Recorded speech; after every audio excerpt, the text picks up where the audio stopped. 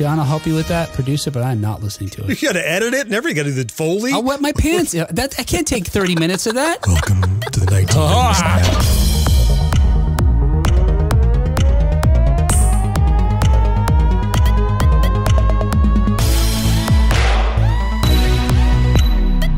1980s now. Hey, welcome back to another episode of 1980s Now, a weekly examination of the importance of 1980s pop culture and its influence today. Hey, my name is Will, and joining me, as always, are my friends and co-hosts, Kat and John. Hello, guys. How are you? Ho, ho, ho. Hey, that's my line. Ho, ho, ho. You stole my thunder. Hey, guys. We have too much fun before we actually turn on the mics and record, I think. It's kind of so silly. That's the problem. Far too much fun. Hey, we are coming to you live right now, recording this episode on Facebook and YouTube. Hey, if you want to join us next time, please do so, because we are going to be chatting live during our show here with the folks here in our audience via their comments on Facebook and YouTube. And speaking of that, let's say hello to some folks that are here now. And if you don't say hi, we don't know you're here, by the way. That's right. Because it doesn't tell us who's here. So we just, you know. Anyway, hello, Miss So. Hey, Karen. Hey, Nick. Hey, Marcus. Hey, I know. Hey, Owl. Yes. I think that's everybody that said hello. Yes. We will try to keep on top of that. No, Marcus, I didn't forget to hit a button. That's not what happened. He intentionally didn't hit the button. That's exactly that. Now that is true. But I thought the software might do whatever. It doesn't matter. Hey, on today's show, by the way, we're not going to be talking about this. Instead, we're going to be talking about all the different holiday traditions that we shared with our family, our friends, during our youths. Unless you guys didn't have any. Like many of the times that, you know, what we do, the folks, Kat, John, and myself. Is that right? Yeah, that's the three of us. Yes, that's the three of us. I almost thought I said my name. Me, myself, and I. We don't, we have, sometimes we don't share everything with each other so that we can do it on the show, right? And that's right. We save it for the show. And as a result, though, I could literally say to you, hey, what kind of holiday traditions do you guys have when you were younger? And you'd say, we didn't celebrate. Kind of like last week. Surprise! Kind of like last week when we found out that Kat didn't get the wish book. Yeah. Exactly. And we did a whole episode about the wish book only to find out in the 11th hour, the what book again? Yeah. The kindling. It was kindling. That was straight to the outhouse. I never saw that. John, if it turned out you also didn't receive it, it would have been a shorter episode for one. Much shorter episode. Also, I'd be the only one speaking, I guess. Hey, before we do that, though, we're going to be like a regular show. Yes, exactly. So I'm exhausted at the end. Eventually, you guys are going to pull your weight. Hey, before we do that, though, we're going to review current news stories related to 1980s media, including a super documentary that is landing in January. We have the technology. The $6 billion man may still be plugged in. KRS-One tells the Grammys that they are all just wick-wick-wack. And we've got some updates regarding the forthcoming Ghostbusters. I should say some images regarding the upcoming Ghostbusters sequel, Frozen Empire. And not only did we get a picture from from an upcoming piece that Empire Magazine is doing, but just before we came on recorded today, 3 posters for the movie were revealed. And I think I figured out something about these posters that may be very clever about them, or maybe I'm just reading something into it. Oh, you did too? All right, cool. We'll compare notes. We'll compare notes. Very good. And you know what? I'd be surprised if we both came up with the same thing. I mean, me too. We're often on the same wavelength, but mine has to do with, well, we'll see. We'll just compare notes. Right. But before that, a quick announcement. Hey, quick announcement. We're taking January off. Did I tell you guys that? I didn't tell you guys all that of right. January? No. Yeah, we did that last Speaking of just finding things out in the show. Did that in January. We did that last January too. Yeah, I guess we did. Yeah. Okay. All right. Okay. And if you remember last January, it was this opportunity where, to get episodes prepared. It wound up being a time where I recorded, I don't know, like 4 or 5 different interviews. And then we unrolled them, or premiered them as time went on after that. But I don't know that we're going to focus so much on interviews, but going to get together with Marcus and talk about, and certainly brainstorm with you guys about different topics that we want to cover, and then get some stuff together ahead of time so that by the time we come back in February, this time, look, guys, I've said this every year, I know, but this year I mean it. Quality shows from here on out. Okay. We delivered on that. We delivered. Oh, wait, not from here on out. I mean, when we start in 2024. So it's a Oh, no, 2024. not including this show. yeah. Not including What's this going to one. happen like mid-January when I'm having Will and Cat withdrawal, though? We can continue to meet and talk like we do like this. We just won't publish it or record it or meet. Or be here. Just turn on the camera and go to dinner. Yeah, that's right. Hey, Mark joined us and Brandon Eat joined dinner us. Hey, together. guys. Yeah, they did. All Hey, right, so friends. we'll be back in February, bright-eyed and bushy-tailed, I think the expression goes. Maybe I'll finally get an episode together. I mean, that'd be great. The thing is, look, I shake my head only because I wouldn't set myself up for that.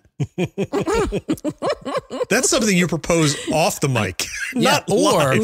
or after you've actually done it, and then you'd be like, Oh, you know, kind of like Scotty on Star Trek. Lost reference on me. you don't know who Scotty is on Star Trek? Well, no, I know who Scotty is, but Okay, all right. I didn't understand the context there. Okay, all right. We won't. Okay. All right, let it go. Yeah. All right, well, that's not in the news, but let's see what is. Hey, let's get caught up on 1980s news. Well, we should do an episode Yeah. where all our news is just stuff we want Kat to learn about. What? Isn't that every episode? Isn't That's that almost every what we episode? already do, Thank you. isn't That's it? what I was waiting for that. I was like, wait, I'm thinking about how is that different? Yeah, how exactly? would that be more like that? Hey, this week in 1980s news, as reported by the Aspiring Kryptonian. All right, this website's already got my attention just because of its name. Aspiring Kryptonian. Yeah. The news story is that Superman, written super/man, Superman, the Christopher Reeve story, will premiere at Sundance in January. Uh-huh. Now, I had no idea this was even a thing in the works, but it sounds Me very cool and certainly got me excited about this. Within the lineup for the 2024 Sundance Film Festival is a documentary which delves into the life and legacy of the legendary actor Christopher Reeve. The documentary is directed and produced by, all right, here we go, Ian Bonhot, directed and screenwritten by Peter, oh boy, Itigui. I'm just going to pronounce them all in a European way. Ian Just say them Bonhot. in a French sort of way. Yeah, directed and screenwritten by Peter Itigui. And produced by by Bond villains. Lizzie Gillette and Robert Ford. That last one might be Robert Ford. Maybe. And they say, Yes. according to the official documentation, that the documentary is moving backward and forward in time. The filmmakers weave together a dual narrative exploring the life-changing impact of two pivotal moments in Christopher Reeve's career, being cast in 1978's Superman and becoming paralyzed in 1995. Decades before superheroes took over the cinemas, Reeve made the world believe a man could fly. If you remember, that was the tagline for the film. Right? Yeah. You will believe. You will. And his accident brought worldwide awareness of disability. Boy. Yeah. According to this, the film features, quote, never before seen home movies and extraordinary personal archives, end quote. The result is what we're led to believe will be a deeply moving film about the man behind the superhero. On board. I love him. Yeah, me too. I think about how moving the Michael J. Fox piece was, Oh, yes. and I'm like, if it's anything like that, just bring my hanky. Yes. You guys are probably tired of me telling these stories about Christopher Reeve. Oh, I will say it I don't one think more so. time, just for the audience here. I think I know what's coming. This is particular. Look, just even thinking about his story here is very, I don't want to say upsetting, but it's definitely emotional for me because for so many reasons. But I think, and I've shared these stories in different ways before. But Superman, the film, for me in 1978 was so important and meaningful to me because it made me believe that I could be a superhero. Maybe, Yeah. you know, that aspect Yeah. of you believe a man could fly. I also believe that people could, and even watching 66 Batman, this idea that, that people could step into these roles. And I shared with you guys before, as a result, I modified my sister's dance leotard from which she was like a parakeet, and created my own superhero and wore those tights, under my clothes from that. Yep. That's when we learned John did something similar too. Yep, that's right. So you're not alone. But it was only a couple years later where I saw Christopher Reeve then in, I want to say Death Trap, which was like 80 or 81. And even as a young kid, I don't know, maybe 10 years old at the time. It was like, so I was moving out of that age of believing in superheroes and sort of worshiping him that way. And now becoming more interested in cinema and found out, wait a second, this guy was Superman and now he's this other actor. Like, what? This is amazing to me, that you could, Right. and so in part that was, what led me on my path. And then I had a similar experience with Harrison Ford. I was a dumb kid, apparently, that didn't realize that actors in movies were fake. Or characters. Well, you have to learn that at some point. Yeah. So it's fine. And actually, I think you're lucky to have been able to not had your disbelief tarnished for so long. You're able to enjoy it. Maybe, arguably longer than some kids do. Maybe some people, learn at different times the concept of what an actor is in a production versus just there's a guy on screen that must be real. It's like it's like Santa Claus, right? It's like the longer you can suspend any sort of disbelief and understand what it is to enjoy that thing without the baggage of, someone said action and someone did an edit. All that is unnecessary. And now I can't not watch a movie without thinking about that crap. But before you knew about it, you could just enjoy it for what it was. So lucky you. Yeah. And I felt lucky in the sense that my interests changed in the way they did, because then I just became, really interested in behind the scenes and how these things were made. And that brought me joy in that regard.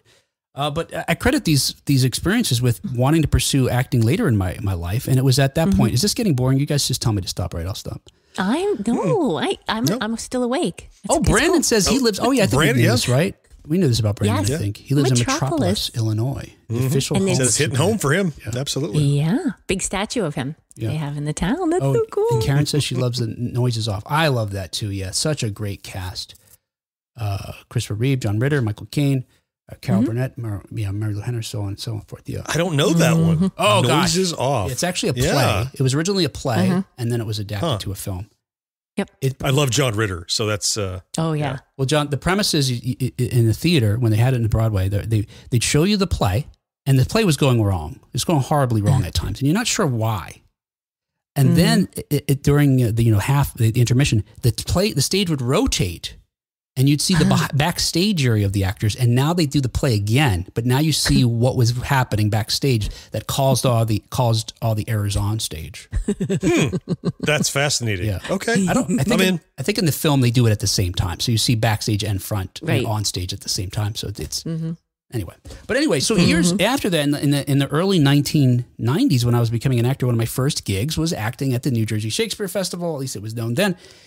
And again, just stop me, Kat, if I go up too much. This is all this thing for me, right? Look, Miss So says it's boring. Stop. You. Yes, Miss So. She did say that. and just for some color, and look, I told the story again. It was 92 or 93. I guess it was 93.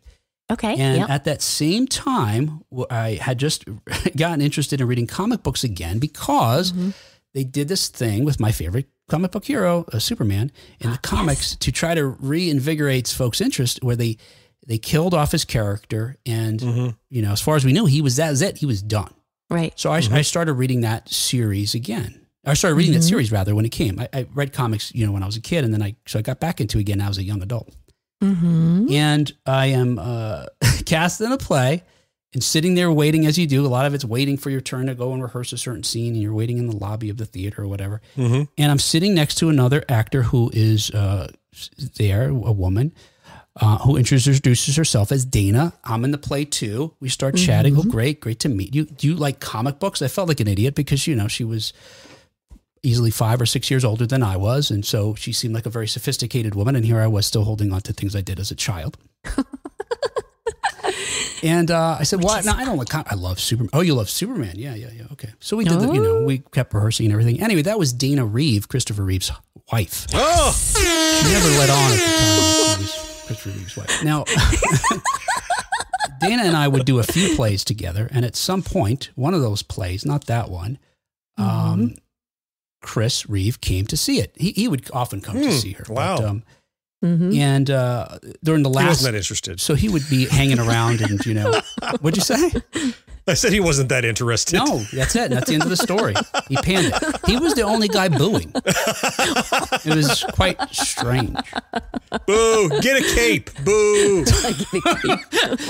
Well, what's interesting? So again, this sounds like just like a lot of name dropping, but this is really true. At the time I was in this theater, I was in this theater company with Peter Dinklage, who at the time was just Peter Dinklage, and now is, this world-renowned actor, Peter Dinklage. And Peter and I were reading the Superman comic together. We would go to the comic book store together. We would read it. All right. And Peter had worked with, he had been in a theater, working in a theater company where Christopher Reeve had performed. And the word backstage, everybody that was spreading around was, don't bring up Superman to him. He doesn't like to talk about Superman. Oh my gosh. Really? Yeah. So now at this point, I'm reading this comic. I know it's Dana. I know it's Chris. All right. If I ever you run into, do not bring up. But that's all that's on my mind. That's all you can think of. It's like, don't think of an elephant. Right. Anyway, at one point, one of the plays that I was in with Dana, I had to do a lot of physical comedy. And when I saw Chris Reeve after that, I think during the cast party, I wanted to tell him, how big a fan I was, obviously. And because I hadn't gotten to talk to him. I'd seen him around, but I hadn't gotten to talk to him. So I got to do that. And he said, hey, you did a great job in the show. Like, I couldn't do what you did. And this is what he said. And now it sounds terrible, but this is literally what he said, which, sort of haunted me for a while, a year after this or 2 years after this. He said, if I were to do what you did, I would have broken my back. And then it was just a year, I think, or maybe 2 years. I did another show with her, I think, in 94, and he had his accident in 95. Yeah. Now, the super sad coda to this is that Dana passed away about 10 years after that. And she was only 44 years old. Oh, my gosh.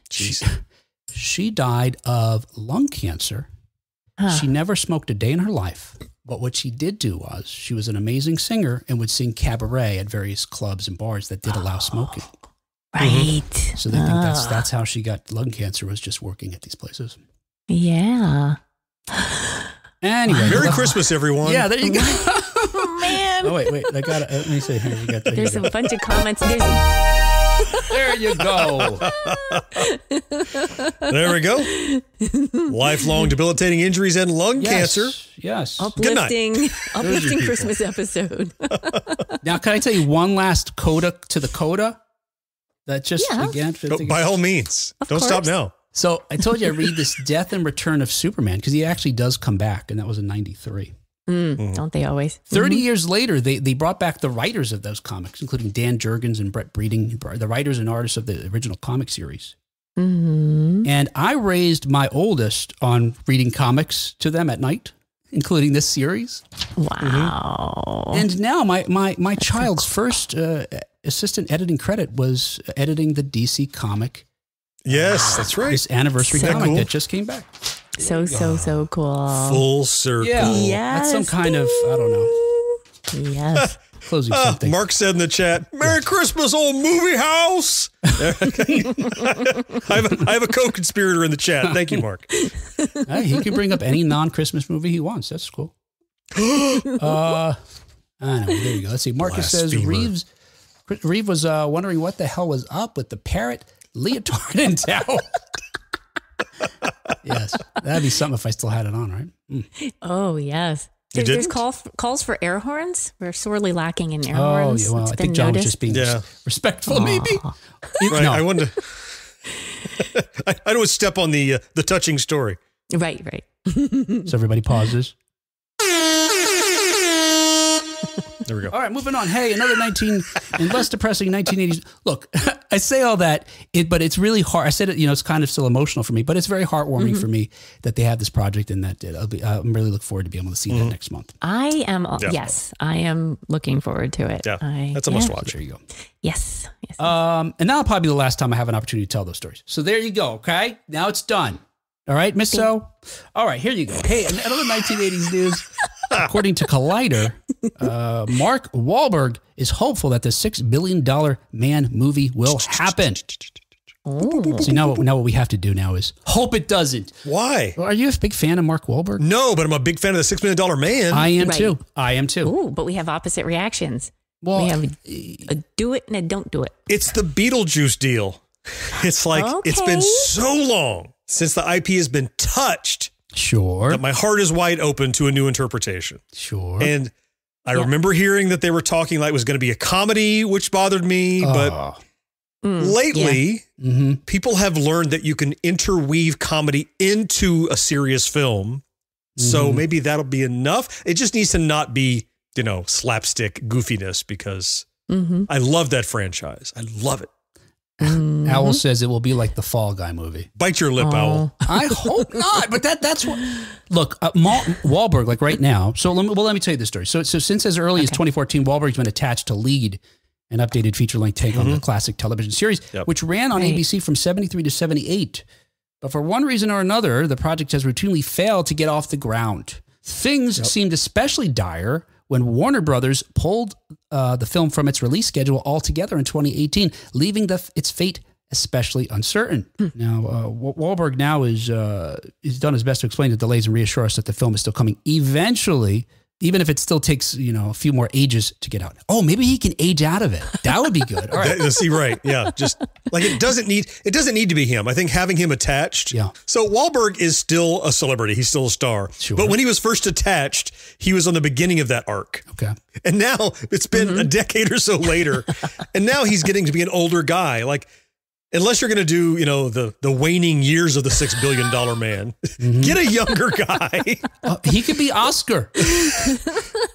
Look, if you're that old, it's not uncommon to have parts replaced. Okay, it's not a big deal anymore.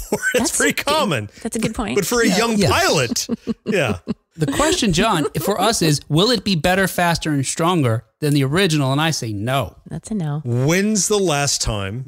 You watched an episode of The $6 Million Man? Let's see. It went off the air in 1978. I'm going to say 1978. I think you have rose-colored glasses about it. I go back and watch it regularly. Not like binging, but I'll go, let me watch an episode. Just pick one at random and watch it. Okay. And it tries really hard to be Dallas, but really it's... it's trying to be super overly dramatic about stuff, and it falls short, and the pacing is 70s television pacing. Those should have been 30-minute episodes, really. Okay. So I think a fresh look at it could be good. I'm not so married to it. I've looked at it recently. I'm like, you could do something different and still be fun, I think. So I'm not so against it. I feel like the production process kind of matches the like the sound along with it. There's something about it's taking so long. Even though except Kat, the slow motion was to imply that it was going quickly. I know. So it's like opposite. Or I don't know what it is. But it's ringing some bell in my head. It's definitely not faster. Definitely better, stronger. We'll see. It's not faster. It's way longer. I guess stronger in the sense that Mark Wahlberg could probably outpress Lee Majors today. While promoting his new action comedy, The Family Plan, which is co-produced by Skydance, Wahlberg explained why he was especially optimistic about the future of Steve Austin. He said, you know what? I think there's finally hope for that to happen. And I think it's kind of actually a lot to do with this movie, Family Plan, because hopefully Skydance will have the rights, if not fully buttoned up now, very soon, and will fast track that movie to get it made. So the production company it's working with right now is looking to acquire the rights for the film. That'd be cool. The latest creator to take the reins will be Skydance's CEO, David Ellison, who's known for producing the mega hit Top Gun Maverick. Okay, now we've got some hope here. Promising. Hey. He also produced Wahlberg's current film and has been involved in a host of other action flicks, including Mission Impossible, Dead Reckoning, and Star Trek Into Darkness. All right, Star Trek Into Darkness. I wouldn't put that on my resume. Anyway, so thinking about this, and I want folks that are in the chat here their attention as well, because once again, it's time to play. In Philadelphia, it's worth $50. All right, now no cheating on this, all right? I never cheat. You can cheat if you want, but don't. It's not fun. Oh, there's no prize. Everyone. $1. In 1973, when the film came out, the cost to turn Lee Majors' astronaut Steve Austin into a cyborg was $6 million, hence the title of the TV show. The movie has now been updated to be called The $6 Billion Man. However, it's a lot. That price largely surpasses what the value of the $6 million would be in U.S. dollars today, adjusted for inflation. Inflammation. Yeah. I always say inflammation. Now, well, post-surgery, there's going to be some. Joint replacement. All the bionics. Right. And it kind of works too, right? If you adjust for inflammation, like imagine money swelling up, maybe the value of it, and you got to kind of control it, maybe take an Advil. All right, here we go, guys. Sure. Closest without going over. What would be the worth of the $6 million today in 2023 dollars? Are we flipping a coin? Or a Madonna disc? Sure, Madonna disc. Here we go. Cat, call it. Tails. It was heads. John, you go first.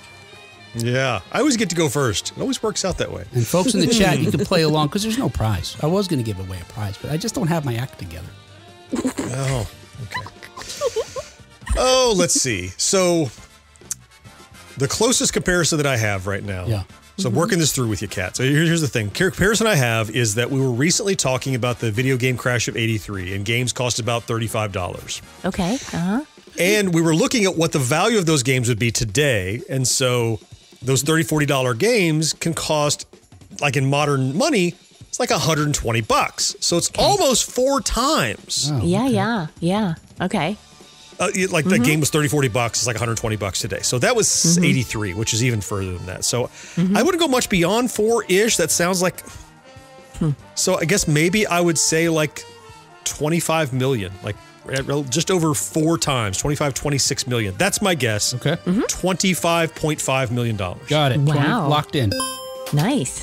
What do you think, Kat? Very precise. I think, well, I always like John's logic. But of course I can't match him exactly. I'm going to 25.6. No, I'm going to go higher. I'm going to go. Yeah. I'm going to go. I'm going to say 35. All right. Kat says 35. Million. All right. In the chat, we got Al said 44 million. Brandon says 28. Marcus says 128. No, Owl said 544. Oh, I thought that was a dollar sign. $500 million. Thanks, Kat. I thought that was a dollar sign. No Thank problem. you. 544, Brandon 28, Marcus 128. Anybody other guesses? John says 2. Karen, Miss Hill, 25.5, and Kat, you said what? 35. Mark, 35. 35 million. The correct answer is $43 million. Ah, there you go, Kat. Congratulations, gosh. Kat. Wow, You were the closest. You even beat our folks in the chat there. There you go. I did. Yeah. My strategy seems to work. I just need to go higher, but not too much higher, and the answer is always higher than what I guess. Just do what John does, but a little better. That's all you have to do. I need to go higher, faster, stronger. Better, faster, higher, faster, stronger. What am I doing? Higher? Faster would have helped, Kat. That's true. I agree with that. That was pretty good today. I got to remember for these things, I have to get a sound effect for John doing like calculations. Like, Can it be like the calculator that you have to pull the lever? Yeah, that's what I mean. Yeah, that's it. Yes. Yes, that's you. A dot matrix printer. And he prints out the results. Hey, and other 1980s news, as reported by Vibe, KRS-One disses the Grammys Hip Hop 50 tribute. So if you haven't seen it, the Grammys produced this. I think it was pretty fantastic. Massive salute to hip hop's 50th anniversary. Although folks that have, wait, what? No, go ahead. This story aggravates me. That's all right. We'll get there. But some folks, look, it's received mixed reactions. You can't. I don't know that you could say is anything bad about the quality of the presentation itself. Most issues happen to be with who was there versus who wasn't there, I think. So one of the criticism was folks just noticing the absence of certain rap icons. KRS-One, who did not participate in the show, recently explained the reasoning behind his decision to decline an invitation to take to the stage. Now, I should note, the show opens with LL Cool J, who hosted it, saying, hey, we can't possibly put everybody in this show. So a lot of people we couldn't invite. We still respect them, admire them. Thank you for all the work you did. I mean, the thing would be days and days long. This is just not practical for CBS 2-hour or an hour and a half TV show. But anyway, that's not even what KRS-One's issue is. That's what a lot of people's criticism is. Anyway, in an interview that's since disappeared from the internet, The legendary rapper said, quote, with all due respect, LL Cool J himself called me, spoke to my wife, and pretty much begged me to be on the show, but we turned him down. And reason being is because I know people don't understand this, and I say this respectfully. KRS-One is a hip-hop extremist. I'm not violent. I'm a violent extremist. I'm insane with this culture. I know I must have lost my mind in this. End quote. Now, two things. One, he says, I know people don't understand this. You're right. Chris, you're right. I have no idea what you just said. Yeah. Two, I think he was rhyming. So I'm not violent. I'm a violent extremist. I'm insane with this culture. I know I've lost my mind in this. I imagine maybe, I don't know. Huh. Anyway, ultimately what it comes down to, because thank goodness he continues. Freestyle. Thank goodness he keeps going, because the Boogie Down Productions co-founder points to the perceived exploitation, or how he perceives that hip-hop's being exploited by the Grammys as being one of the factors that led to his adverse reaction to the producers. Saying, quote, this institution can never side with, come under, understand the exploitation of our culture. Never will you see me standing in the environment where our culture is being exploited, end quote. And I think he's talking about the Grammys as an institution, right? I think so. Yeah, that's the impression I got. Does that make any sense to you? I mean, in what way might he feel the Grammys is exploiting hip-hop or hip-hop culture? Well, I guess that they have this big production in the 50th year. And final quote from KRS-One, he says... This is the part that bothers me. He says, we know you're the Grammys and we understand that and we respect that, but you ignored hip-hop for 49 years. At the 50th year, you want to call us? You couldn't even call us on 47 and gear up to 50? You wait till the 50th year to call hip-hop's authentic teacher? He's referring to himself. Nah, you don't get that privilege, end quote. So they haven't been romancing him all this time, I guess. Or hip-hop. So the way that comes across to me is, I always wish you would have given me $1. And I keep hoping you'll give me $1. Okay. And then one day I go, hey, would you like $1? You're like, I'm not taking your $1. You didn't give me one before. Well, I am now. Like, I'm trying to rectify that. I'm trying to start now. Now, it could be that there's not going to be a 51st celebration, right? In which case, maybe he's saying you only want to celebrate the big milestone.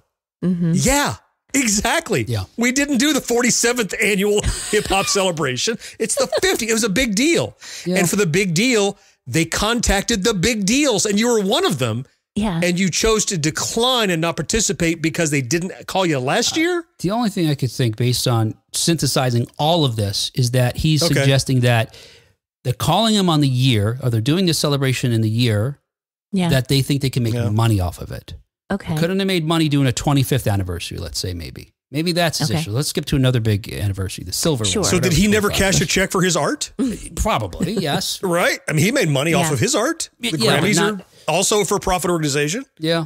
And I take issue with it because, to your point, I don't know if they celebrate any particular genres, anything over the decades. Instead, they honor the musicians within these particular genres. And we have, rappers win Grammys. That was my big question here. Like, wait a minute. Right. It's not like it was ignored, right? It just didn't have a big spectacle. It didn't have a focused single that you were going to. There wasn't like a special about hip hop, but hip hop is not ignored. No, because artists are recognized. And was there ever another time in Grammys where they picked a genre and did a super focus on it? I don't know. Yeah. It's not. I didn't research it. No one did the techno's 40th anniversary where only Moby is on stage. It's a very short concert. Right. Yeah. It just comes across as he didn't want to do it, so he's looking for great reasons to say why he didn't want to do it. Mm-hmm. Yeah. Or he had beef with somebody that was there and he didn't want to. I don't know. Or would any time have been okay? That's what I'm questioning. Right. Anytime. What if they called him on the 47th? He was like, you didn't call me on the 45th. Go to hell. Would he have the same argument? Yeah. That's what I'm thinking. Yeah. So your point about money and making money off his art, the fact that he says exploitation, my guess is none of these artists get paid. They probably, maybe they get a stipend, but probably they just get airfare, hotel. Okay. Mm-hmm. Mm-hmm. And so maybe for him, it's like, well, you guys are making all this advertising buck, and whatever you're paying us is not commensurate with that. So therefore it's exploitation. Have you seen the award show goodie bags though? Come on. Yeah, that's right. The swag stuff we all get. They're loaded with iPads and vacations and goodness. Invite me to the Grammys. I'll do a little freestyle if it gives me a goodie bag. Goodness gracious. Please let this happen. Exploit me. Miss Sosa says you guys need to check out the Hip Hop Family Tree comic series from years ago. Miss So, I've got that collection upstairs actually. Yeah. Oh, it's amazing. It's these really large, gigantic comics that tell the history of hip hop. Oh, that's so cool. Huh. Anyway, it's according to this, like I said, he's not alone. There's multiple rap legends who've taken issue with the various hip hop 50 celebrations over the past year. So that makes even less sense to me. MC Hammer also declined to appear in the Grammys salute. Okay. If you get a chance and you're a fan of hip hop, you should check it out though, because I thought it was great. Yeah, I enjoyed it. And even I think maybe the first segment might be my favorite, which was they called it Ladies First after the song Ladies First, which it featured all female artists and not a single dud in there from my perspective. Some of the other ones I was like, they did this like a geographic one where there was like they went down like this East Coast down the South kind of route. And one after another I was like, who? Until they got to Uncle Luke. And then finally I was like, okay, I was hoping they were working their way down to Florida. They're having trouble. Is there anybody from Connecticut? We're looking for a North Carolina hip-hop artist. I think wisely they didn't go north of Atlanta. Yeah. I mean, you've got New York, obviously, but there's nothing worthwhile north of Atlanta anyway. Yeah. I thought it was hilarious that now I didn't watch this on CBS. I watched it on like Paramount or something like that, which is because CBS is a company that had a recording of it. And I think it's so I'm assuming it was on TV. And when Uncle Luke, for folks who don't know, Uncle Luke is the founder. He's the leader of the 2 Live crew. Okay. Producer. Anyway, so the song that they did was "I Wanna Rock." Is that what it's called? I Wanna Rock. I Wanna Rock. I Wanna Rock. Yeah, the 2 Live Crew. So "I Wanna Rock," which has him saying different things from some different songs from 2 Live Crew. And again, if you know 2 Live Crew, there isn't much he can say on TV. So some of the lyrics were adjusted to account for that they had, or television audience. But one thing that's repeated in the song a lot, the actual song, and he was repeating there on the CBS or on the YouTube theater on CBS was "Doo-doo Brown." And he kept saying "Doo-doo Brown," and the audience was cheering "Doo-doo Brown." And for folks who are fans of 2 Live Crew, you know the full lyric and wow, that's interesting that made it on the CBS. I guess I'll have to look that up. Anyway, Marcus says, it did seem to be overly focused on the artists that have been approved by a broader audience, not really the grassroots of hip hop from 40 to 50 years ago. I don't know. They did have a lot of older folks on there. I disagree. I will say there were some folks I didn't recognize, and I would consider myself a mid-tier hip-hop fan. Like, certainly not as big a fan as you are, Will. Obviously, I know the MC Hammers, LL Cool J's of the world, but then I start to go further with 2 Live Crew and Ice-T and pick Sugar Hill, of course, and going back, but just not everything. Like, I don't know the history. Yeah. And I saw people there that I didn't recognize, so they're clearly not middle of the road famous. But I do see Marcus's point. Certainly the most famous ones, aside of the notable like Hammer, were represented, it seems. Yeah. Oh, Shaw Rock was part of the ladies section, Kat. Oh, nice. Section. We talked about her a few weeks ago. Yes, we did. Anyway, there you go. So yeah, check it out if you're interested. I thought it was pretty cool. I agree. All right. Hey, and finally in 1980s news, as reported by Empire Magazine, set photos tease one of the challenges for the Ghostbusters. So ahead of Ghostbusters Frozen Empire's 2024 release date, Empire Magazine has shared a new image from the movie showing the best look yet at Bill Murray's Peter Venkman and Paul Rudd's Gary Gruberson. In the photo, both characters are standing in front of a busted ghost containment unit at the original Ghostbusters Firehouse headquarters. Not only does the containment unit seem busted, but it seems like, much like we see in the trailer, it seems like the inside of the firehouse and the containment unit is kind of frozen over. Yeah. Additionally, it seemed based on this photo, seeing Bill Murray there having this little standoff maybe with Paul Rudd's character, it seems like the legacy characters may have a bigger role to play in this film than they did in the last one. Yes. That was the most optimistic thing I got out of that one shot. First, I have to assume that set is gone. So they had to rebuild the containment unit from the basement, which is awesome. Whenever people do that, like I think back to the 3rd season of Picard, and they rebuilt the entire bridge of the Enterprise D. Spoiler alert for the 3rd season of Picard. Right. When you replicate such an iconic prop or set piece, it just gets me. It gets me. And the fact that they would look, you could have that conversation anywhere, I'm guessing. But the fact that they went down and replicated that great scene, that great set from that's really cool. And as you said before, in the what was the Afterlife, right? Yeah, it was just kind of like, oh, by the way, these guys are out there and they'll show up and save the day, but they weren't really integrated into the story so well. Right. It felt like an afterthought. And that was the coolest thing. Like, oh, they're together. They're going to be in scenes together. It's not just the finale, which is right. Yeah. Feels like the proper changing of the guard that we kind of was hoping for. So yeah, and I'm wondering if that wasn't intentional, so that they could really establish the newer characters and maybe? So that they could just feature largely in Afterlife. And then, the end of the movie was a bridge to what is coming. Yeah. I'd have worried that what if that movie didn't do well and then you lost your opportunity to do the changing of the guard kind of thing. Yeah. Well, I guess you don't need the changing of the guard. There's no more movies, right? I guess it doesn't matter. So you don't need any guards. Potato. Yeah. They rolled the dice and they, Yeah, it worked out. Yeah. And that, I would imagine it's no accident, although we don't know the context of that scene, but it does remind me of the standoff they have with Walter Peck in the first film, where he's trying to get them to turn off the containment unit. Yes. And, Egon and Peter are blocking him from doing that. Yeah. These two folks may be at odds. But there's other, we don't know a whole lot about this movie. We do know, based on the last film, that Winston purchased the firehouse headquarters that has the containment unit in it. And so as the owner of that building, it seems like he probably is going to have a bigger role. And based on the trailer and based on Dan Aykroyd's comments that we talked about last week, it seems like Ray Stantz is going to play a bigger role as well, because he talks about the whatever the imminent threat there is in the next film, the death chill. It seems like he's had some knowledge, at least, or maybe experience with it. So, what he has to do in this film also certainly seems like maybe it'll be more than it was in the last time around.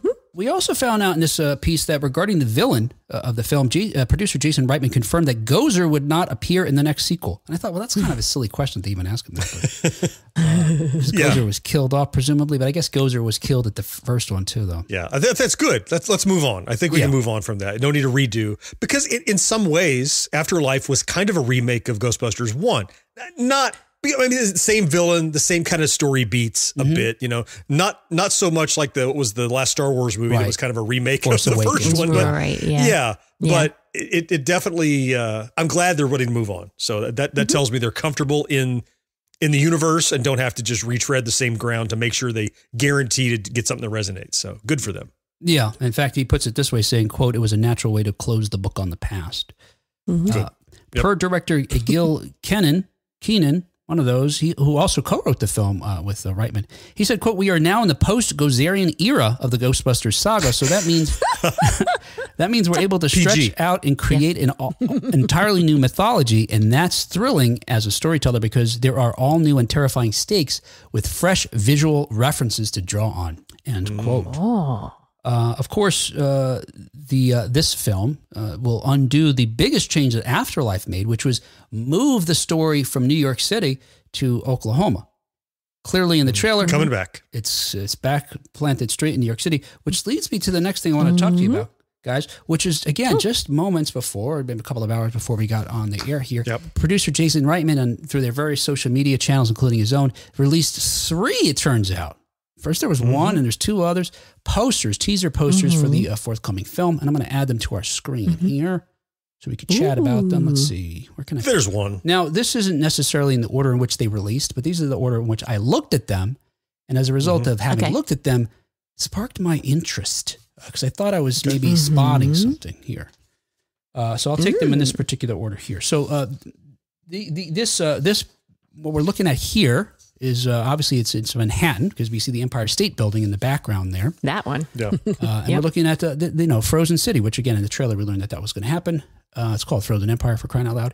In the foreground is the Ecto-1 and several individuals. They get a little diffused or disappear into the mist or fog, maybe snowdrift as they get closer to the further in the background rather. But can I note that last time we talked about the trailer, they're wearing the new orange jumpsuits that I noted that I think maybe we talked about it maybe somebody said they didn't notice the new uniform. Yeah, but you can see there's kind of like an orange tint to them, so they've got the new outfits on. Yes, I see that. And it seems like maybe, and we get a better look at another one of the posters of this image, but it seems like we've got two crews. Maybe the older folks seem to be, closer to the threat as far as the perspective this poster goes, and the younger crew, I'm guessing, maybe just by the backs of them, the look of them, size, shapes, etc., is closer to us. So, which makes sense. The veterans would march in towards the threat. The younger folks sort of hanging back and learning. And the threat in this particular image here appears to be sort of a ghostly serpent, maybe flying through the air here. And above the Empire, or I should say in the sky. In the sky, in the center of this, toward the top of this image, is a swirling vortex of sorts. Some folks have described it maybe as a portal. And it seems like maybe ghosts are pouring out from it, or certainly a lot of spirits swirling around there. Yeah. Yeah. Now, what about that tall, solitary figure with the giant legend horns? There is a momentary shot in the trailer that appears to be like a creature plugging that horn into its head. Oh. There's a shot. Yeah. So after seeing these posters, I went back and watched the trailer to see if I could, like, any cohesion, anything would stick new that had a new ground to stick to. And I saw this, it very much looked like somebody going, like jamming a horn into their, like assembling themselves almost. Like Legos. Yeah. Yeah. And at the end of that trailer, we do see this image, just a character, right? Coming down a similar kind of street. I don't remember that, John. That's a good catch. Yeah. Imagine. It's quick. It's like 15 frames. It's like that. Guessing like the other films, it's probably a series of things need to be gathered by this nemesis, the Ghostbusters minions before it regains full power or something like that, and maybe it's like yes. Anyway, so what struck me interesting about this is having worked and visited New York City countless times, is that you can't really have this view of the Empire State Building. Right. Okay.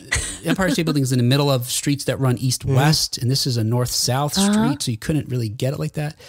But but I thought this was and here's the other thing I want to know before I move on is that swirling vortex isn't really above the Empire State Building, because you could see the large antenna that's sort of the spire. The spire sticks out. Right. It's not disappearing into it, which based on the heights of them, it seems like it would. Instead, this is behind the Empire State Building. So let me see what the next picture I have here is. Now, this is the best view I could find that maybe captures what they were going for. And again, you'll notice that you can't really see the base of it here because it's obscured by buildings. But what you can see is the Empire State Building is sort of turned. And for folks who are listening at home, you could check out this video on YouTube or Facebook to see what we're talking about here. The building is turned in a similar way as the poster, however. To get this view, you have to face southwest. Okay. And what in line with this, directly southwest of the Empire State Building, if you drew a line here, if you were standing there where the swirling vortex probably is, the Ghostbusters headquarters. That's where it's located down there in doing the math. Southern New York City. Southern New York City. downtown. Yeah. Now, wow. And the second, so I'm wondering if this isn't a clue already. Look, we got the frozen containment unit. We've seen that in a picture, and this is just confirming the fact. And that vortex does not look all that different than, I think, what we saw in the first film when they were released from the containment unit. Yeah. And the second poster here, is this the one I wanted to show you next? Yeah, I think so. Okay, so on this one, this is a picture of the Brooklyn Bridge. And this is also facing Manhattan. We've got the image of it's the same image of the Ghostbusters with the Ecto-1 and all that, the characters there, again, going towards the threat. I don't think there's any creatures in this image though, are there? It's too small for me to tell in this view. Not that I know of. Not that I can spot any. Yeah. So instead, you've got this giant cloud of smoke that seems to trail off to the right and further into Manhattan, with sort of lightning illuminating in various spots. Now, this is a view from Brooklyn, walking across the Brooklyn Bridge towards Manhattan. On the left there, what looks like It looks like the Empire State Building again, maybe, right? Yeah, it does. What's really there is the Freedom Tower. That's what you can see from this view. Now, I'm guessing they didn't want to put the Freedom Tower there, which replaced the World Trade Center, because seeing a cloud of smoke above the World Trade Center probably, or the Freedom Tower would probably not be the best image for New Yorkers, or or for folks in the world, whatever that might conjure. That cloud of smoke with the lightning, I'm sure you recognize from the trailer, that was the one coming out from the ocean, approaching the beach. Right? That was the first sign of trouble in the trailer, was lightning in this dark cloud working its way inland. So I would expect this is that cloud or a comparable cloud of similar composition.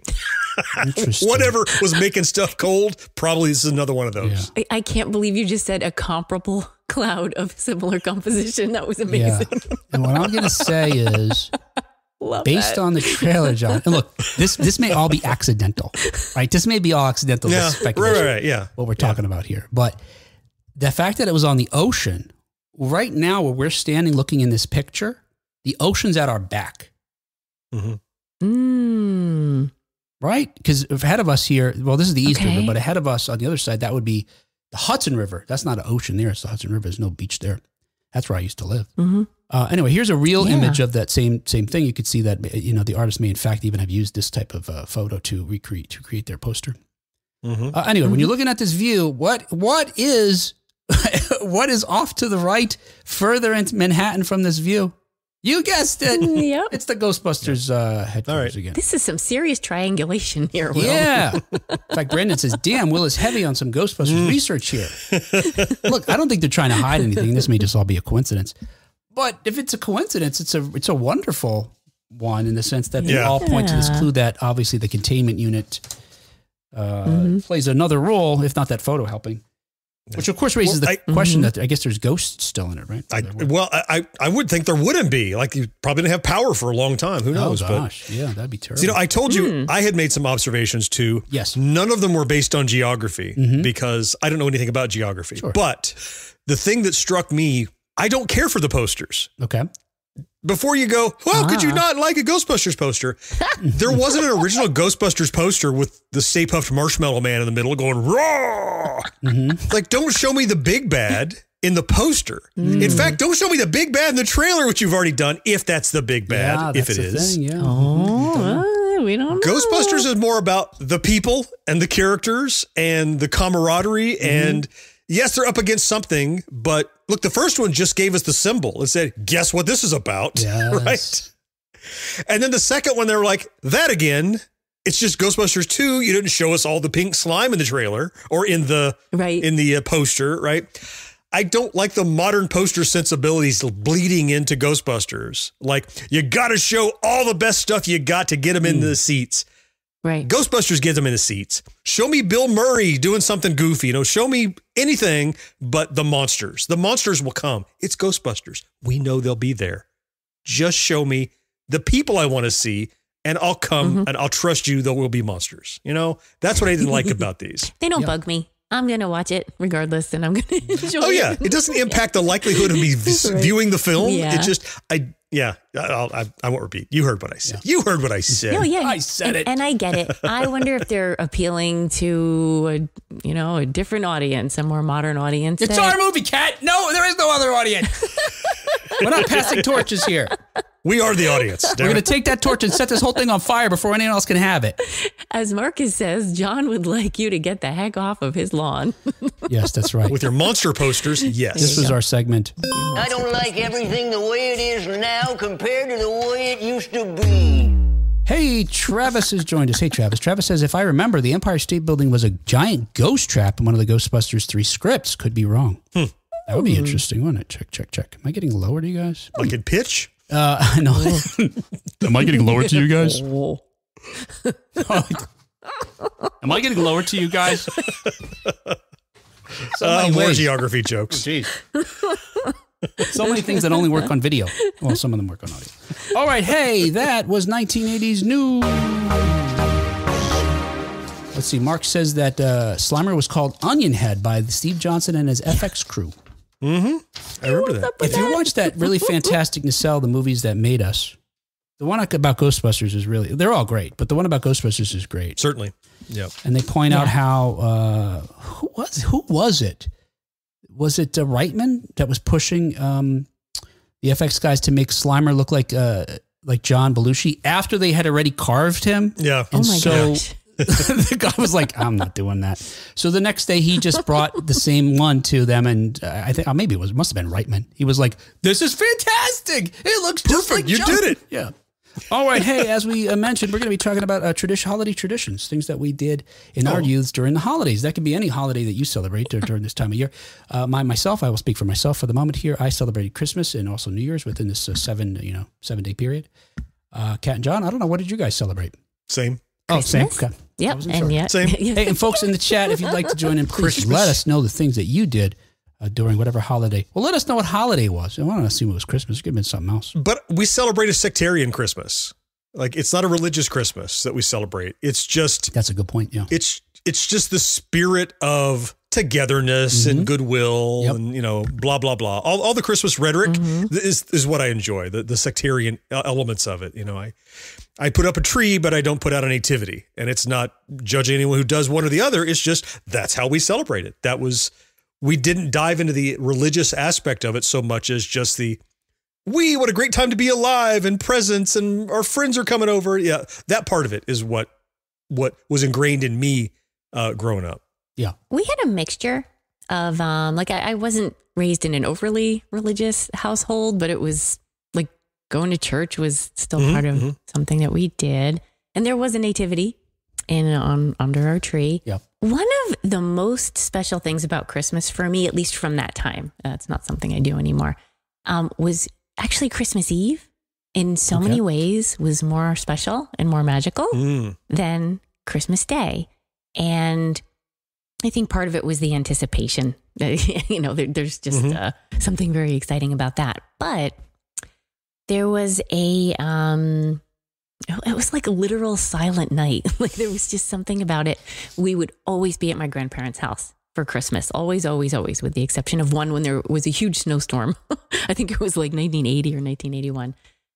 But New Year's Eve, or not New Year's Eve, I'm sorry, Christmas Eve, we would go to church with my grandmother. And it wasn't the same denomination that I was raised in, but I liked it better. There was just something, there were candles everywhere. Was it more religious-y than you were accustomed to? Is that why? Like it was more, it was amplified? It was less religious and more about the community. The fellowship. It felt more, yes. Yeah. Okay, I know what you mean. It felt more fellowship, more community. And my grandmother was very connected to her church. Like I wouldn't say she was an overly religious person, but for her, it was just a big deal to be connected to all these people. And as a kid, I just felt so embraced by that. So that was my only church going experience that I felt like, wow, I could do this all the time. If it's always like Christmas this, that'd be Eve great. Service. Yeah. If it's like this. Yeah. Christmas Eve. So when you're at your grandmother's house on Christmas Eve, there are special things you do there, special meals that are shared, gifts exchanged. Well, we would do one gift on Christmas Eve. And mostly it wasn't anything that was a big deal, except for this one. Like one year I opened the Swatch on Christmas Eve and that was like, whoa, I don't need anything else. And would that have been a gift from your grandparents? Is that why you got it all there? No, I think it was from, I don't know, it was either my parents or my aunt and uncle. I don't actually know who it was from. It just was there. Yeah.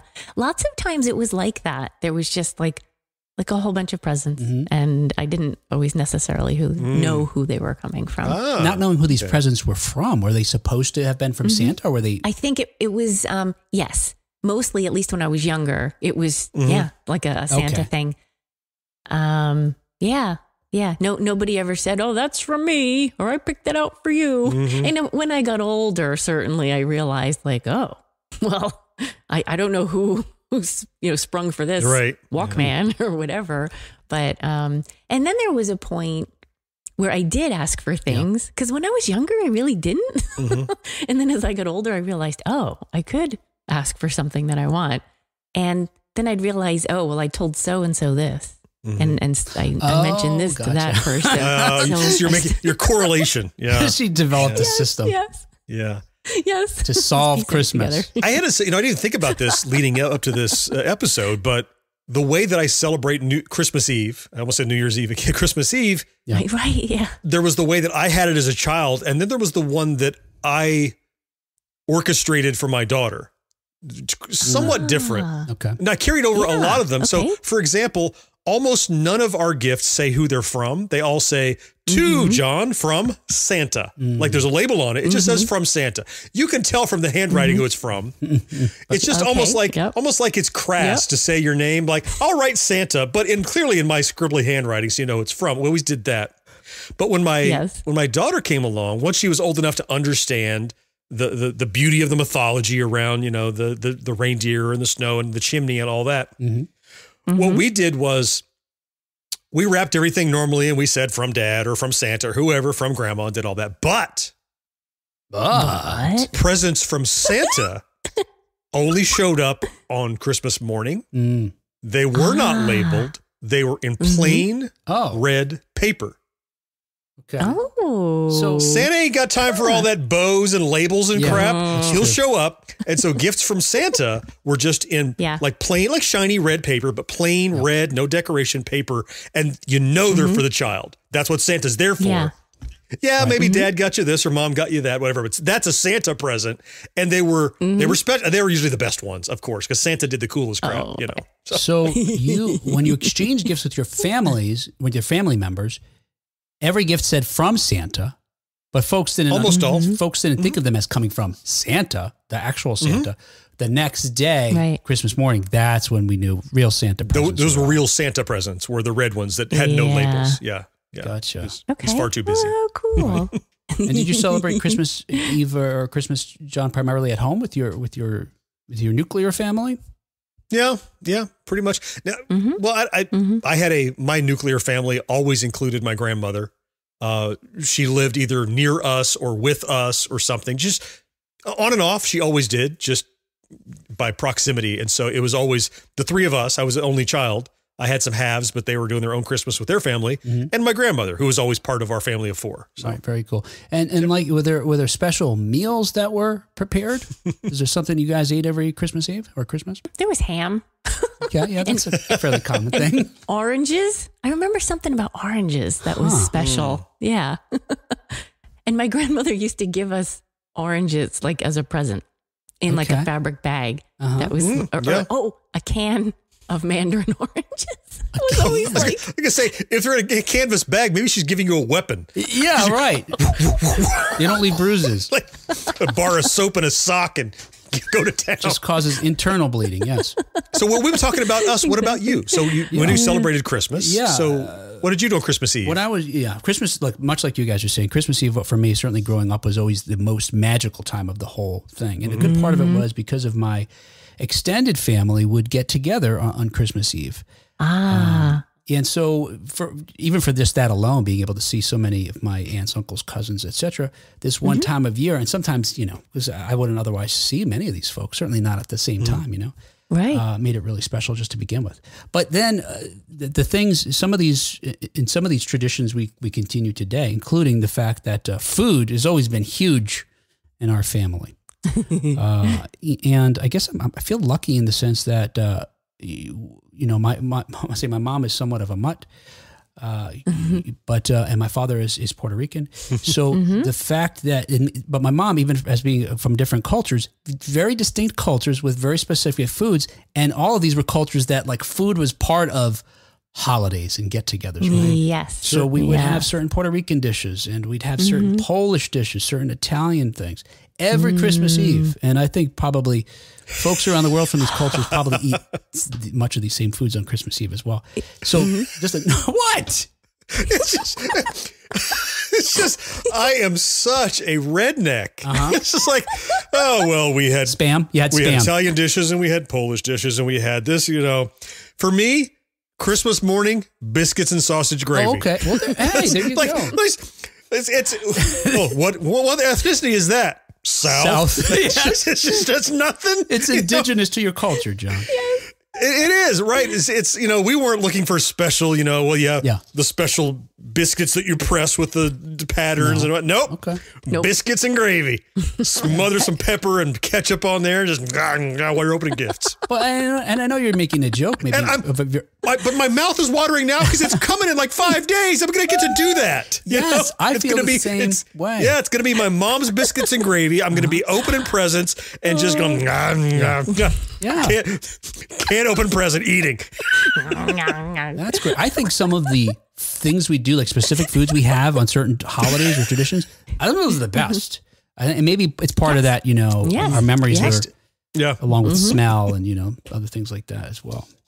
But the other most exciting thing about Christmas Eve, though, for me as a young kid especially, was Santa would come to my Nana's house.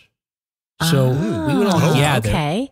Yep. At some point, I have some very specific memories of either listening to Burl Ives on a record, his Christmas songs, or listening to Chipmunks album, or maybe Rudolph was on. I think Rudolph came on like at 7 or 7:30 or 6:30.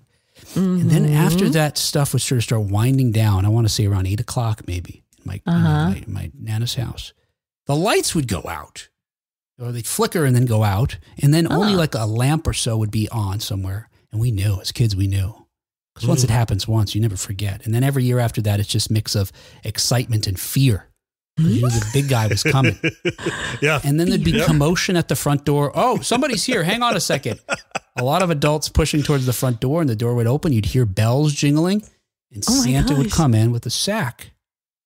And, Santa would, they'd put an armchair, or a kitchen chair made available to Santa. And, hey, Santa, good to see you again this year. Have him sit down, and one by one, you just pull a present out of the sack. Hey, who is Billy? Is Billy here? Oh, there you are, Billy. Good to see you again. Present, and we get to open those presents that night. And some presents I still remember getting during those moments. First of all, seeing Santa, it was literally like Elf, Santa, like just going crazy that he would stop here, stop at my grandmother's house. Right. But some of the greatest presents I was saying were during I remember getting Shoots Away. Anybody else remember Shoots Away? Nobody. Okay. It was this game where it was like a disc with like a sort of picture on the disc was like a war area where a landscape where war was taking place. That had these little cups in it, and you controlled a plane. This is a physical, not a video game. Wait. That had the BB and it was a magnetic thing? Yeah, that you would drop and try to get in the little cups. Yes, yeah. I do remember that. Didn't know by name. Yeah, yep. And you could move the plane back and forth. And it even had a little sight that you'd look in the sight and you could see out the bottom of the plane. Like a little periscopy thing, but in reverse. You look forward and it was pointing down. I remember that. And as is that what it's called? The disc would go around because it was motorized. You would try to drop the little, parachuters into the different. So that was a Santa gift you remember getting? Yes. Oh my gosh. Straight from the man. I wish I had that today. I loved that thing. That was fantastic. Cool. But we maintained the food traditions. Unfortunately, my children never were surprised by Santa at anybody's home, I don't believe. So we never had that. Yeah, no, never. Mostly now we stay home and keep to ourselves and avoid people. But Santa still visits our house, much like John says. Santa presents are always wrapped differently, and you don't see him till the morning. He comes sometime in the middle of the night, usually in some red shiny paper. They are usually labeled to have name on it. Well, if you have multiple kids, you need that. Yeah, if you have one kid, true. you can. Yeah, that's why. You're right. I have a little tweak for the gifts from Santa, both at our house and at my mother-in-law's house, were unwrapped. It was I've seen that before too. Okay. Yeah, we never did it, but I've seen that. Okay. Yeah, this thing. And I got to tell you, I was so glad. Mark says, I agree with Kat. Christmas Eve, pretty special. Always enjoy the build up to Christmas more than the day itself. Karen says, when we still lived in Chicago, Christmas Eve was at my paternal grandparents' house and Christmas Day was at my maternal grandparents' house. Oh, wow. Yep. Very cool. Yep. Miss So says her cats over the years have loved our trees. Oh, yes. I've been fortunate. We have cats. Oh, yeah. We've always had 3 cats for years now. Some of them have gone and new ones have come. None of them's ever, I don't think, except for once when one was a kitten, climbed it. Never again since then. It just happened the one time. We had one who loved to surf the branches. Oh, yeah. Years ago. We have to secure our tree to the wall or it will be on the floor. Yeah. We've had 2 knockovers. I have to tie it to the pipes that are exposed. Pipes? Yes, the pipes. Remember the They're pipes handy. that Kat has behind her? They're so handy. The pipes, they're right there. They're so handy for tying a tree to. Kat's like just like blowing my mind how she destroys a lot of illusions in the last 2 minutes. Yeah. Kat's not in a studio. Other things we've learned. So the other thing Santa did for us, and I've continued to do, is that Santa always fills the stockings. Stockings are always empty when you go to bed. Oh, okay. He always fills the stockings. Yes. Continue to do to this day. That's when the stockings get filled, is overnight while you're asleep, period.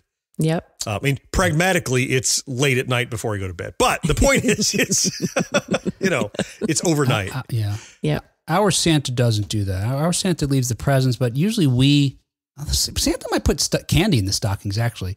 We usually put whatever gifts we've gotten from one another that are smaller. We get something small and fun just to fit in there. Try to do a gift or two that's tiny. Yeah, we do that too. But I don't think Santa leaves anything in there necessarily. I don't think so. Maybe. No, I don't think so. So what about distributing gifts? Because I have a solid ritual. Yeah. There's a role called playing Santa.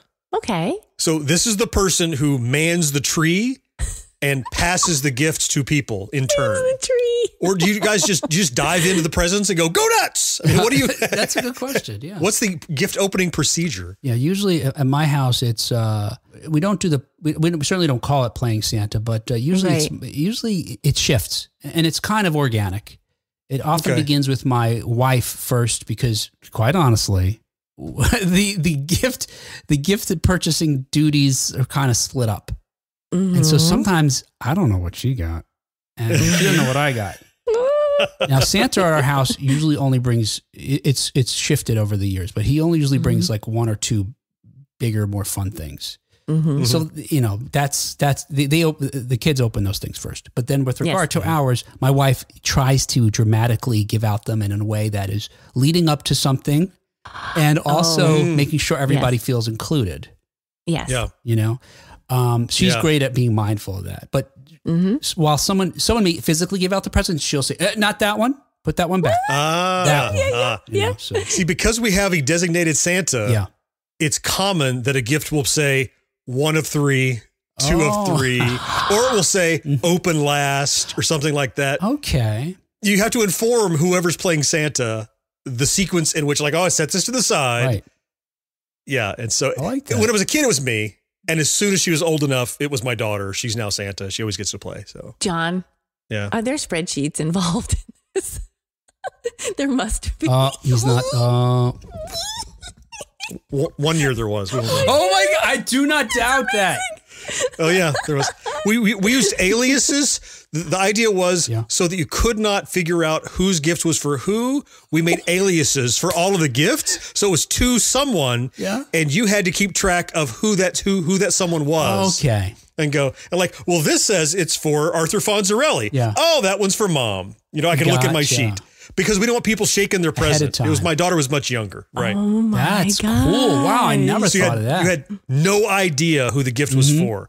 And we all picked a genre. I picked old TV show characters.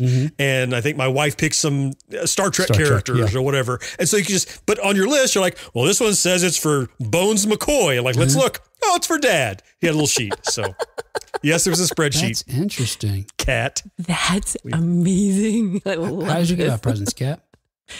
It sort of depends on what house we were in because there were multiple. Well, as a kid, there was one main Christmas. Trying to remember. I just remember being handed things when I was a kid. It wasn't any one particular person, although it was, open this. You're right. Yeah, it was just I think mostly my mom was the master of ceremonies. Okay. So she played Santa. Yeah. So yeah, we didn't happen to call it that, but a lot like Will was describing for his wife. And to this day, there's a certain order of events and the leading up to something and simultaneous openings. That's a huge deal. If really? If there's every 4 people are getting the same thing. It's like everybody got a Snuggie. Right. Exactly. You're all going to open your Snuggie at the same time. And we all have to, and it's very carefully, timed. Oh my gosh. Yeah. Everyone peel the right end open. Okay. All good. All right. Get ready. Left end in 3, 2, peel. Well, then there's always someone who's bucking the system, who's, just rip. They're distracted. My sister always holds up the works. Pay attention. It's Christmas. Quit having fun over there. Focus. How does your sister hold it up? Just taking too long to unwrap something, or taking too long? She is she watching this? I don't know. She loves having the attention on her. I see. When she's opening presents. We'll call and let her know. Don't worry. Yeah. She's like, before I open, I want to tell you guys a story. Okay. No, that's Kat's sister. That's exactly what she does. Oh. I was ready for a story. And she's holding the box there, and everyone's like... And she'll have a big pile up of other presents. There's like a backlog of presents, and then somebody's getting annoyed at her. And it's so funny. Yeah, it's really fun though. Like it's always a raucous time when the gifts are being opened. It gets a little Wild West. Cool. Yeah, and it's unfortunate though, but it is true. And I think someone said this in the chat about the anticipation being much more enjoyable maybe than the actual day itself in a sense. Right. Because there is this, after the last present is opened, right? There is this kind of deflated. There's sort of air that goes out of the room, and it's like, well, now that's it. Clean up. Oh no. Yeah. Yes. There's a lot of socks. There's a lot of socks. Yeah. But okay, the good news about that, I suppose, is that we have all these days leading up to get excited and enjoy it. So yes, the fact that there's lots of it comes to an end. Well, that's inevitable. With regard to cats, Owl says, love seeing pine needles in their barf. Oh, boy. Oh, the cats. I am not a fan. Brendan says, my family always did Christmas on Christmas Eve. Santa always showed up before we got home from my grandparents' house from Christmas Eve dinner. That happened once or twice to me too. Yeah. We were at grandma's or Nana's house, and when we came home, the presents were there. We would open gifts, and I would play with them most of the night. Yeah, I think that night we were. That's nice. Those times it happened, Brandon, same for me too. Yeah. Mark says, I remember being away on Christmas, and you have the concern, how is Santa going to know we're here and not back home in Florida? Right. How's he going to, hey, Santa knows. It's okay. Santa knows. Yes. Mm-hmm. John, I think I had that concern the one time that we didn't make it to my grandparents' house. Yeah. We did that from my birth until I guess it was 1998, right? But somewhere around 1980, there was a huge snowstorm. We couldn't make it to New York. Yeah. And I'm very sure I was super concerned about this. Super duper concerned. Yeah. He found us. Oh, good. Yeah, of course. Yeah. He's pretty sharp. Yeah, Mark says Santa kicks ass. Amen. Miss So points out that Mandarin orange were the fancy oranges. Oh, yes. And I was well treated with these cans of oranges. It's always produce with this one. Yes, those are Christmas gifts, right? Actually, that was better in the canvas or in the little fabric bag. That was a better weapon with the can. Oh, yeah. No, I just had and discarded a filthy thought. So I just want to let you know that it passed through my brain and I moved on. I discipline. So wow. pat myself on the back. So impressive, John. You're welcome. Marcus says Santa presents were almost never wrapped for him too. Okay. Oh, yeah. Right. Matt says parents took us out looking at Christmas lights. My Uncle Richard snuck in with gifts and surprised they were there when we arrived. Oh, while you're out looking at lights. Oh, I never connected those, but definitely driving around looking at lights is a thing we have certainly done. Mm-hmm. And the problem is you want to do it in the snow. And Florida, it's like, turn on the air. So literally, we will turn on the air as cold as it will go in the car to simulate a Christmas feeling. Oh, my gosh. So wrap up, because it's going to be on 61 degrees in the car. Oh, I never even thought about that, John. I didn't. Because it's 74 outside, Christmas Eve. Right. And so we would roll the windows up, but we would make it as cold as possible in the car to pretend. Mm-hmm. Oh, my gosh. Gosh, we had wear a sweater. We had 4 or 5 inches of snow yesterday here. Gee. Did you? Yeah. What? Well, we woke up to that. Yeah, it was gosh. coming down all day or later in the day and night. Yeah. I had no idea. We had a little dusting this morning when I left for work. Well, Just a little tiny bit. Yeah. Yeah. Wow. Let's see. Brandon says every Christmas Eve. We said that already. Matt says, Matt plays Santa. That's playing Santa. Karen says they play Santa. Mm-hmm. There you go. Yeah. No, this It's is not just me. Brandon says every Christmas Eve dinner at Grandma and Grandpa's, Mom would always have to mysteriously go to our house for a moment because she forgot something. That was me. That's Yeah. the cat said, trick. yeah. Yep. Yeah. Oh my goodness. I forgot the rolls. I'll be right back. 5 minutes later. Where are those rolls? Forgot to Nick scoop the says Santa cat litter. filled my stocking as a kid. It was filled. It was something like out of a Christmas story. Unshelled nuts, oranges, and dates. Sounds like a cat. Nick! Oh my I was gosh, raised by my nuts. grandparents, so it was all silent generation type stuff. Oh, okay. Kale. There you go. Carrots. I don't think kale was hot then yet, John. My own No, it children have wasn't. no idea what it's like. Oh, yeah, no kidding. Right. Nick, the nuts. Oh my gosh. Yes, that's a huge holiday. Thank you. You just brought that back. Yeah. It's There were always funny. nuts around. You got a picture like Nick's grandparents or whoever did it for you. Just fistfuls of loose nuts. Some change in there, maybe. Kids love this, right? Mandarin orange slices because they had it divided up among kids. Give them some walnuts and a fistful of pennies. Don't put the whole orange into one. Slice it up. So stockings just all soaking. Squish it. Yeah. Make the nuts wet. There's a sound bite for you. Miss So says there was 1 year when my dad climbed on the roof to stomp around, and Mom woke me and my brother up telling us it was Santa. I knew it was my dad, but my brother didn't. Oh my goodness. That's crazy. I was waiting for the terrible ending to that story. I'm happy it didn't come. Yes, no kidding. While he was stomping around on the roof. The Wilhelm scream. I'm going to share one more little Christmas dinner. So the evening of Christmas, because I think this is it's so sweet. I think it's so sweet. It's not me. It's my wife. Right. Okay. So more likely it'll be sweet then. Right. It'll be genuinely sweet with no spreadsheets. So my mother-in-law, so my wife's mom, has had whatever a beautiful set of china. And so she only used it. It's the good china. You only bring it out when it's time to use it. Right. And it's Thanksgiving, it's Christmas, it's New Year's, it's whatever. It's pretty much that's it. Those are the times. That's when you bring it out. Yeah. And so this one Christmas Day, after all the gifts were opened, it was pouring rain. And so she liked to make an event out of cleaning her china and putting it away. And because it was pouring rain, she wrote down on a little note, it's raining, the date and whatever thing. And it's storming out. So I'm cleaning the china, such and such. And she started writing like a diary of what happened at Christmas, that who was here, who she saw. Huh. And that became a tradition where every time they used the china, the mom would write, oh, well, such and such is home from the army and we got to see such and such. There's a new baby, all this. Oh. So going back now 40 some odd years, every time this china is used, it's now been handed down to my wife. Every time we use it, it's Thanksgiving. Oh, and we brought in a couple of strays. There was a guy in town that works with John that nobody knows, and his family wasn't in town, and he was here, and this guy. Then you go from one Christmas to the next, and now it's in this binder. And you can look back through time, going 30, 40 years of every time this china was used in the family.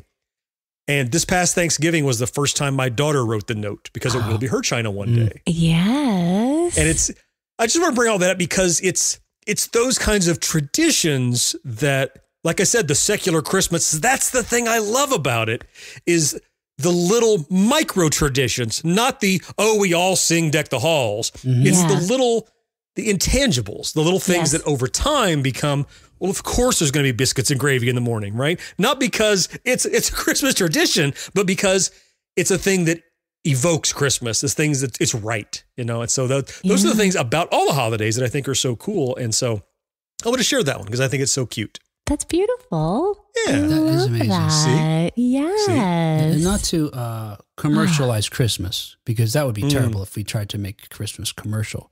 Oh. But I think you could print those out in a book, John. I think it could be a book. Maybe so. Right. Yeah. Oh my gosh.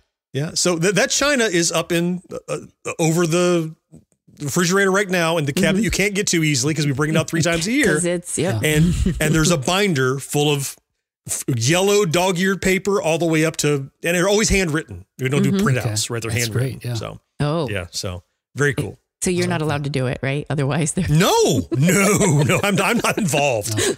Sometimes I'll wash them, but I'm not involved in the writing. Dear diary, John is not helping with the China again.